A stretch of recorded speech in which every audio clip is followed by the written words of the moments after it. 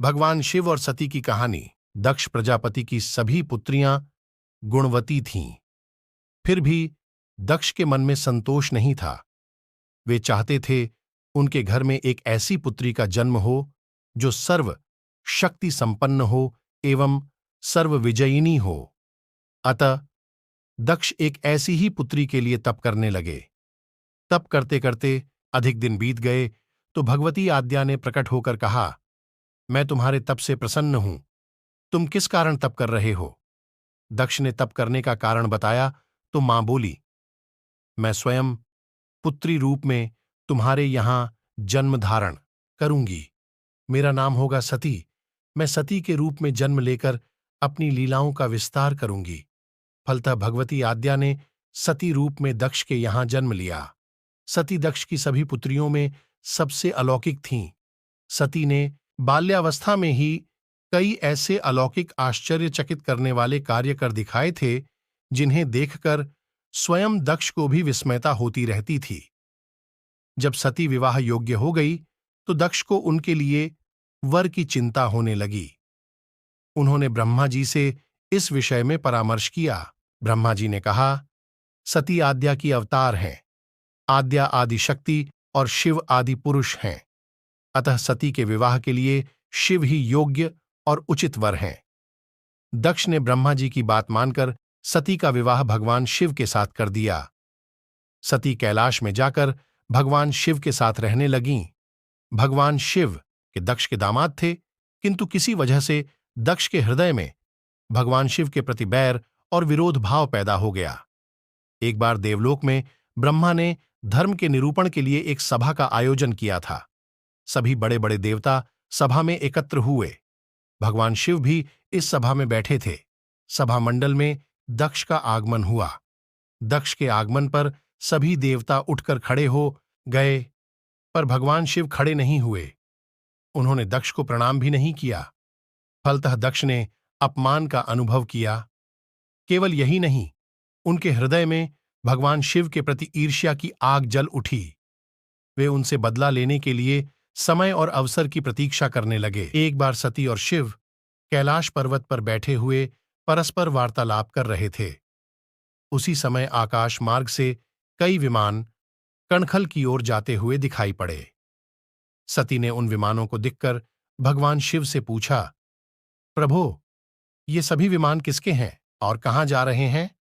भगवान शकंर ने उत्तर दिया, आपके पिता ने बड़े यज्ञ का आयोजन किया है। समस्त देवता और देवांगनाएं इन विमानों में बैठकर उसी यज्ञ में सम्मिलित होने के लिए जा रहे हैं। इस पर सती ने दूसरा प्रश्न किया, क्या मेरे पिता ने आपको यज्ञ में सम्मिलित होने के लिए नहीं बुलाया? भगवान शंकर ने उत्तर दिया, आपके पिता मुझसे बैर रखते हैं, फिर वे मुझे क्यों बुलाने लगे? सती मन ही मन सोचने लगीं, फिर बोलीं, यज्ञ के इस अवसर पर अवश्य मेरी सभी बहनें आएंगी। उनसे मिले हुए बहुत दिन हो गए। यदि आपकी अनुमति हो तो मैं भी अपने पिता के घर जाना चाहती हूं। यज्ञ में सम्मिलित हो लूंगी और बहनों से भी मिलने का सुअवसर मिलेगा। भगवान शिव ने उत्तर दिया, इस समय वहां जाना उचित नहीं होगा। आपके पिता मुझसे बैर रखते हैं, हो सकता है वे आपका भी अपमान करें।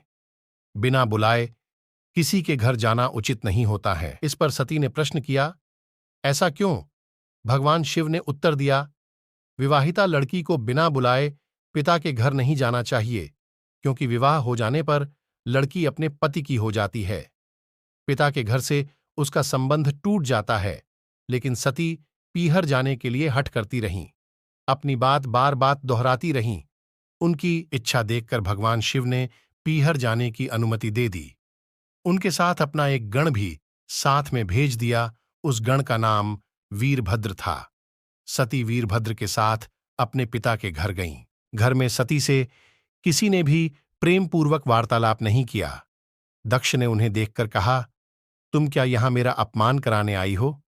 अपनी बहनों को तो देखो, वे किस प्रकार भांति भांति के अलंकारों और सुंदर वस्त्रों से सुसज्जित हैं। तुम्हारे शरीर पर मात्र बाघांबर हैं। तुम्हारा पति श्मशानवासी और भूतों का नायक है। वह तुम्हें बाघांबर छोड़कर और पहना ही क्या सकता है? दक्ष के कथन से सती के हृदय में पश्चाताप का सागर उमड़ पड़ा। वे सोचने लगीं, उन्होंने यहां आकर अच्छा नहीं किया। भगवान ठीक ही कह रहे थे, बिना बुलाए पिता के घर भी नहीं जाना चाहिए। पर अब क्या हो सकता है, अब तो आ ही गई हूं। पिता के कटु और अपमानजनक शब्द सुनकर भी सती मौन रहीं। वे उस यज्ञ मंडल में गईं जहां सभी देवता और आरार्ष मुनि बैठे थे तथा यज्ञ कुंड में धू धू करती जलती हुई अग्नि में आहुतियां डाली जा रही थीं। सती ने यज्ञ मंडप में सभी देवताओं के तो भाग देखे, किंतु भगवान शिव का भाग नहीं देखा। वे भगवान शिव का भाग न देखकर अपने पिता से बोली, पितृश्रेष्ठ, यज्ञ में तो सबके भाग दिखाई पड़ रहे हैं, किंतु कैलाशपति का भाग नहीं है। आपने उनका भाग क्यों नहीं रखा? दक्ष ने गर्व से उत्तर दिया, मैं तुम्हारे पति शिव को देवता नहीं समझता। वह तो भूतों का स्वामी, नग्न रहने वाला और हड्डियों की माला धारण करने वाला है। वह देवताओं की पंक्ति में बैठने योग्य नहीं है। उसे कौन भाग देगा? सती के नेत्र लाल हो उठे। उनका मुखमंडल प्रलय के सूर्य की भांति तेजोदीप्त हो उठा। उन्होंने पीड़ा से तिलमिलाते हुए कहा, ओह, मैं इन शब्दों को कैसे सुन रही हूं? मुझे धिक्कार है। देवताओं, तुम्हें भी धिक्कार है। तुम भी उन कैलाशपति के लिए इन शब्दों को कैसे सुन रहे हो जो मंगल के प्रतीक हैं और जो क्षण मात्र में संपूर्ण सृष्टि को नष्ट करने की शक्ति रखते हैं। वे मेरे स्वामी हैं। नारी के लिए उसका पति ही स्वर्ग होता है। जो नारी अपने पति के लिए अपमानजनक शब्दों को सुनती है, उसे नरक में जाना पड़ता है। पृथ्वी सुनो, आकाश सुनो, और देवताओं, तुम भी सुनो। मेरे पिता ने मेरे स्वामी का अपमान किया है।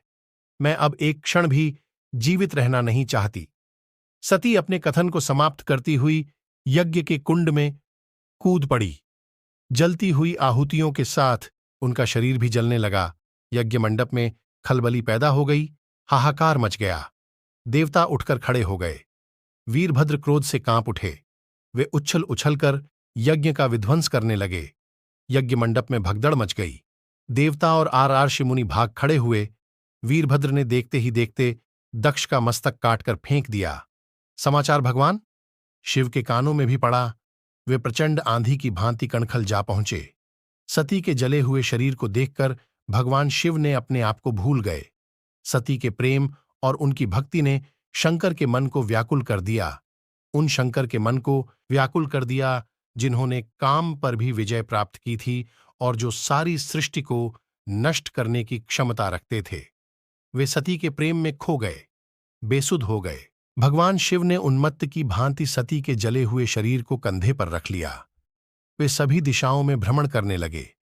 शिव और सती के इस अलौकिक प्रेम को देखकर पृथ्वी रुक गई, हवा रुक गई, जल का प्रवाह ठहर गया और देवताओं की सांसें रुक गईं। सृष्टि व्याकुल हो उठी। सृष्टि के प्राणी पुकारने लगे, त्राहिमाम, त्राहिमाम। भयानक संकट उपस्थित देखकर सृष्टि के पालक भगवान विष्णु आगे बढ़े। वे भगवान शिव की बेसुधी में अपने चक्र से सती के एक एक अंग को काट काट कर गिराने लगे।